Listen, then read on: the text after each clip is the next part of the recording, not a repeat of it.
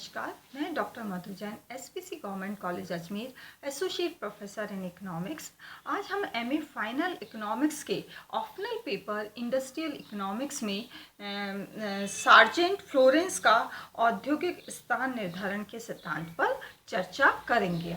जैसा कि हम जानते हैं, पी सार्जेंट फ्लोरेंस ने आगमन प्रणाली के आधार पर उद्योगों के स्थानीयकरण के सिद्धांत का विकास किया था।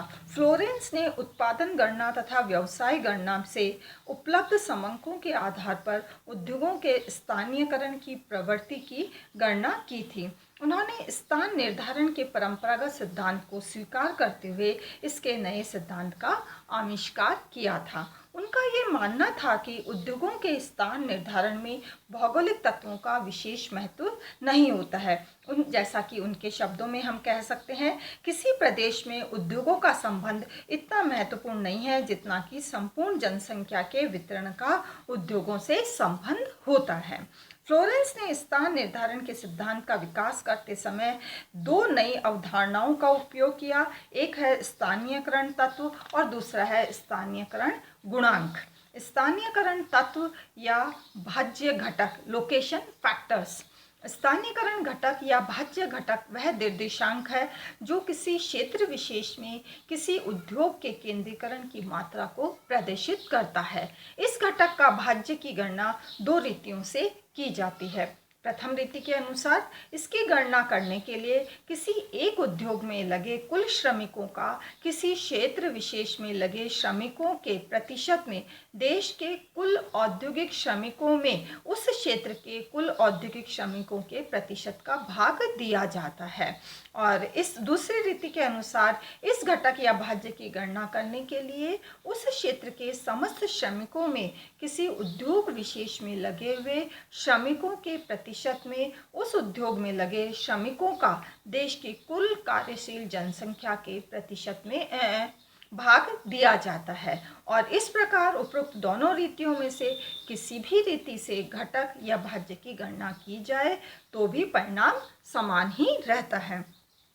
यदि संपूर्ण देश में उद्योगों का समान वितरण पाया जाता है तो स्थानीयकरण घटक या भाज्य इकाई या यूनिट के बराबर ही हो जाएगा। यदि यह इकाई से अधिक है तो इसका तात्पर्य ये होगा कि किसी क्षेत्र विशेष में किसी उद्योग का सामान्य से अधिक केंद्रीकरण है। दूसरी ओर यदि घटक या भाज्य इकाई से कम है तो ये माना जाएगा कि उस क्षेत्र में किसी उद्योग का केंद्रीकरण जो है वो सामान्य से भी कम है। दूसरा है स्थानीयकरण गुणांक, कोफिशिएंट ऑफ लोकलाइजेशन। स्थानीयकरण गुणांक द्वारा भी किसी उद्योग विशेष के केंद्रीकरण या विकेंद्रीकरण की प्रवृत्ति का पता लगाया जा सकता है। स्थानीयकरण गुणांक की गणना उत्पादन गणना यानी कि प्रोडक्शन सेंसस के समंकों के आधार पर की जाती है। यदि प्रत्येक क्षेत्र के श्रमिकों की संख्या सभी क्षेत्रों के कुल श्रमिकों के प्रतिशत के रूप में दी गई हो और किसी उद्योग विशेष में लगे श्रमिकों का वितरण भी क्षेत्रानुसार प्रतिशत के रूप में दिया गया हो तो सभी क्षेत्रों के प्रतिशतों के धनात्मक विचलनों को जोड़कर उसमें 100 का भाग देकर स्थानीयकरण का गुणांक ज्ञात किया जा सकता है। स्थानीयकरण गुणांक किसी उद्योग के स्थानीयकरण की क्षमता को प्रदर्शित करता है। जिन उद्योगों का ये गुणांक कम होता है उन उद्योगों का विकेंद्रीकरण करना अधिक लाभदायक होता है। इसके विपरीत जिन उद्योगों में स्थानीयकरण गुणांक अधिक होता है उनका केंद्रीकरण करना अधिक लाभदायक होता है। इस प्रकार से स्पष्ट है कि बाहर होने वाले कच्चे माल जैसे कि कच्चा लोहा, गन्ना आदि का उपयोग करने वाले उद्योगों का स्थानीयकरण गुणांक अधिक होता है। अतः उन उद्योगों का केंद्रीकरण किसी क्षेत्र विशेष में ही हो जाता है।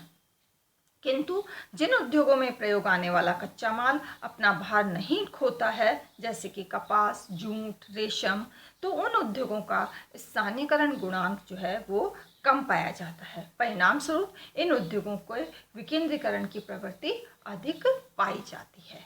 Thank you.